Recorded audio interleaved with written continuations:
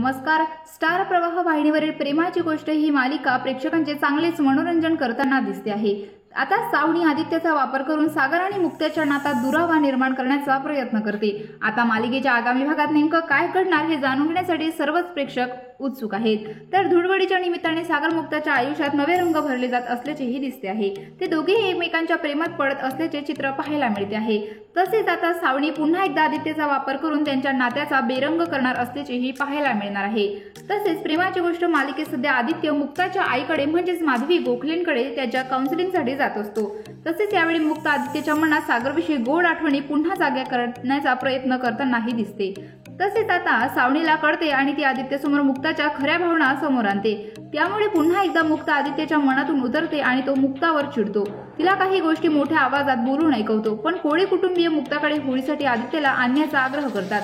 दरम्यान होळीला जेव्हा आदित्य घरी येतो तेव्हा कोळी कुटुंबातील सगळ्यांनाच आनंद होतो. दुसऱ्या दिवशी म्हणजे धुळवडीच्या दिवशी सागर मुक्तासमोर प्रेमाची कबुली देतो.